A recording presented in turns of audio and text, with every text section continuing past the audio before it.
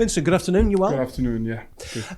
What's the mood been like this week? Because I know we've talked in the past about morale, but Saturday's defeat against West Ham seemed particularly shattering. I think there's no other way to put it. It was pretty cruel to finish the game this way, and obviously you carry that with you for a couple of days. But I think as well, one of the things we've always been good at is to press a reset button and obviously go again. But yeah, there's no other ways to put it. It was a tough one on Saturday. There are no heads going down at the moment then? No, that would never happen. It would never happen. Why? Why would it never happen? Because you got to be. Maybe you can't be as fast as the opposition all the time. Maybe you can't be as technically gifted as the opposition all the time. But you've got to have the things that make you stand out.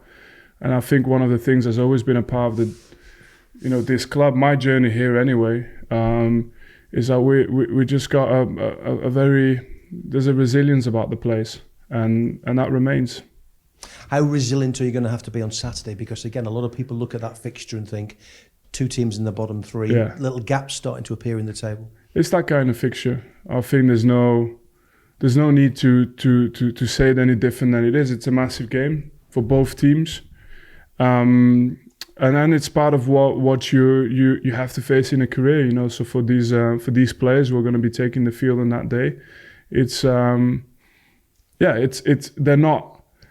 they're not the easiest one in terms of leading into, but they're the ones that make you as well. They're the ones that you have to look forward to sometimes, And in terms of the squad, I just wonder. I know it was a huge adventure back in the summer, bringing a lot of new players in. Yeah. With hindsight, it was a necessity. Is that a gamble maybe hasn't paid off up to now?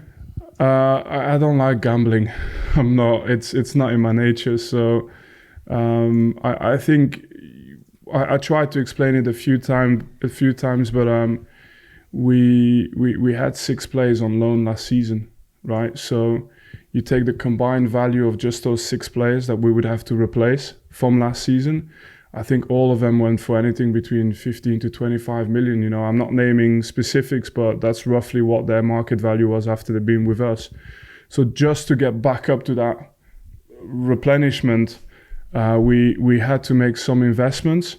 And then as well, for us, we was always going to be in a position where you're a little bit in that, like every team that's come up, you're a little bit in that in-between zone where you're pushing to become a Premier League team, but as well, there's still the threat of relegation. And one thing you can't do is go and spend all of your money on players that you can't get, that you can't resell if the worst case scenario happen. And then as well, I think you have as well historically for us, we've always had a very old squad. So it was just to find a little bit of balance, and I think everything we did is try and protect some of the core of the squad that was still there from last season, like Jay Rodriguez was playing, Charlie Taylor, and at the same time try and bring in players that were between maybe 23, 26-year-old range, but buying Premier League proven players was never a possibility. So you find a way that makes sense, and still that's something that I believe makes us capable of dealing with any scenario, which is important in our case. You wanted cohesion. You've always talked about cohesion. Yeah. Have you been disappointed or surprised that it's not happened as quickly as you thought? No, look, there's no hiding away from the results, so there's no point of doing it. I just have to say that the team's been playing really well, and that's the truth. So, I see a team that is, like I said, I always look forward to see the team play. I always look forward to see the team perform. They put in real fight, and so the players who are not playing now, there's a lot of them that still have a very important role towards the later stages of the season. But what I've seen from the team so far, it's really falling down to result at the moment, which is a key component. But I can't make it about that much more than that at the moment. And in terms of we're a month away from the window, are you and the chairman thinking maybe we need to tweak, maybe we need to bring in a bit more experience? It depends. If we can find the right fit, any club in our position, we have to be open to that. But as well, I still think that between now and the end of, now and the start of the transfer window, let's see what happens. We've been active anyway on the transfer market in general. But between now and the transfer window, we also have to be willing to see what the team is able to show still, You just wonder whether maybe a bit of experience might just help some of the youngsters. Yes, but what you have to take in consideration in this league, you cannot forget about what this league is becoming. It's the profile of players. It's more important than anything. So experienced player with the right profile, level of athleticism and everything that goes with the league, it's always a plus. But it comes at a price, it comes at a cost where we're not always able to sit at that table. But we can't forget what this league is turned into. It's like you send someone in with the amount of resource that the Premier League have, and they just go and pick and choose all over Europe, all over the world, and you get this kind of hybrid of tactically, technically gifted players, but who can just run you off the park as well, who are fast, who are athletic, and they can hurt you in a number of ways. So what I'm saying is, the say of what it used to be of just having an experienced player there, you have to be careful you have the right profile, otherwise it doesn't save you. Not in this league anymore. Final one from me, sin bins. That's been talked about since we last spoke to you, I think. Yeah, Crabbers needed 10 minutes to explain to me what it was. What do you think? I'm still trying to wrap my head around it, and it's the visual. So do you sit on the bench or like separate? The way in rugby league it works, at a certain level of offence, you have to go and have a little 10-minute breather for being naughty, basically. Look, I'm usually up for reform, but that might even go too far for me. I think where I can see the point is maybe specifically for dissent.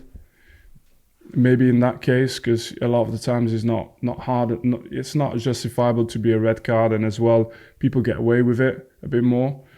But if it's any other phases of play, I'm not sure I can see the relevancy. But maybe for dissent. Thank you. Thank you, Richard Grace, PLP. Vincent, in the immediate aftermath... Can coaches also go in that box? I'm trying to figure out. In the immediate aftermath last weekend, I noticed that you did say you felt a template had been laid down now for the way you need to approach and play games going forward. Given the nature of this weekend's fixture, though, and the relative place of the two teams in the division, does that template apply, or is this a standalone fixture in itself? I think the templates apply always. You have to have a blueprint of what you want to do. It's not just for ourselves, but for the other team as well. But I can see how these games can be standalones at times, where anyone that says it's going to be about the tactical template, it doesn't understand what these type of games are about. It's about the other things of the game as well. And but that's something that we always put at the forefront anyway, but it's a different type of game. You still have a blueprint, but both teams will be looking to show character, and that's what you also believe can make the difference in games, How much do you feel that both Sheffield United and yourselves have changed? Because obviously last season you met twice, 2 entertaining games, you're at the top end of the table. This season, you're in a different position, but obviously you're playing at the highest level.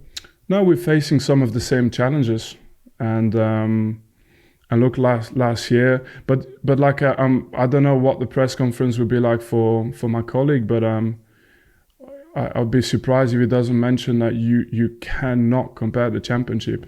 Like, please don't. It's completely different, and therefore you're always now trying to, I think, you try and find a shortcut to make sure that you try and find a way. Like for example, the last game we played, finding a way to win, that's the key component to everything you have to do at this level as well. And you try and find a way to win constantly, and you'll be doing no different than what we're doing. And as a part of it, whether you're adapting or not, that's just a natural part of when you face different challenges. And just finally for me, what's the team news going into this game? Obviously, you're now embarking in December when you've got 6 or 7 games to play. Yeah, I like a crowded fixture. I think they've done their best for the Christmas period, to be fair, but I like a crowded fixture, and I'm really looking forward to the week coming up. And I think for us it's also, there is that element of the Sheffield game where you always have to deal. I think both teams will have to deal with that must do. But then for us also, a lot of the games that are coming up now in December we have to look at them as opportunities, because I don't think we have to rely on anybody else. I think a lot of the pressure a little bit naturally will go because people will assume things, and fair enough. But that for us means that every game is an opportunity to, get a run together, turn the amount of performances we've had as well in good results. So I'm looking forward to it, to be honest. I think there'll be teams going into it with a lot more to lose than us. We've just got to look at this as a way to continue performance into results. Is everybody fit that was available last week? Yeah. But meanwhile, we've had a training session this morning, so the honest answer is we'll see. We'll see. There might be one late phone call I need to get from the doctor tonight. Thank you. Scott, Radio Lancashire. Vincent, you just said you can't compare the Championship to the Premier League. It is the top two from last season. So with that in mind, is this where you thought both sides would be at about this stage of this season? I tried to... I think that the honest truth, and I'm not speaking specifically about games won or games lost, because in all honesty, you want to win more games. There's absolutely no other way to put it. And the games where you're close to winning, especially those hurt a little bit. But okay, it's done now. And then to be honest, to say that both of our teams would be in and around those positions, I think you have to plan for it. But in the end, I never wanted to put a statement in at the beginning that said you play against relegation, because you also don't want to kill your upside from the beginning. But to make the answer simple, I think we all came in with a lot of hopes. But also myself and Paul have probably been in the Championship, in the Premier League long enough to know that this is a serious level, and it takes it'll take everything we've got to be at this level. So realistically, of the three that came up, it was unlikely that any three would kind of bounce on from the success of last season and take it into this season. No, I think you always hope, and the season is still long. I mean, when I'm stood here before you, I still have in my head very firmly that this team has to continue what it's been doing in terms of performances, but obviously find that way to win, turn those chances that we have, because we have enough chances, but turn them into goals more often, and make sure we can stay tight at the back. And then in that case, I see still a lot of progress in our squad. You mentioned our squad and how the makeup of our squad. It means there's still a lot from our squad to come over the future. So the hope is still there. But the reality is it's tough. The defeat at their place last season was one of those games that I think kicked you on last year, wasn't it? Yeah, it was a core moment for us, yeah. If you can win on Saturday, could that potentially do something similar this season? I'd hope so. I mean, I felt it was coming on last Saturday already, to be fair. But I'm really prepared for it to come at any time. But I think this game, we called it a standalone game. I think it's fair to say that, last year when you played this game, both teams are at the top of the league. So it's a completely different mindset. I think now, with both teams being at the bottom, it just shows again a little bit maybe the reality of what we're facing this season. But, Luton also came up and they're ahead of us. So for us, it's more a case of, I've seen it as well, Sheffield have been in close games as well and couldn't bring it over the line. So we're experiencing something similar. The biggest thing is to turn this game into something valuable. That's what we want to do at home, with the support of our fans and just, like I said, get the result. That's key for us. You spoke to us a lot since you've been here about what your team's like out of possession. last weekend, was that as good as it's been so far this season for you? Yeah, I thought he was good against Arsenal. I thought he was good against Crystal Palace. But I'll only feel good about it when we get the win. The win and a clean sheet, and but that's why I'm really reluctant to draw too much of a, how can I say, a general conclusion, because the truth is they've done really well in terms of performances, but that's not enough, and that's the missing link now that we want to close on Saturday. Good luck. Thank you. Thank you. Go behind first, you in the embargo section, Jack. Can I have this pre-embargo? This isn't embargo. Yeah. This is...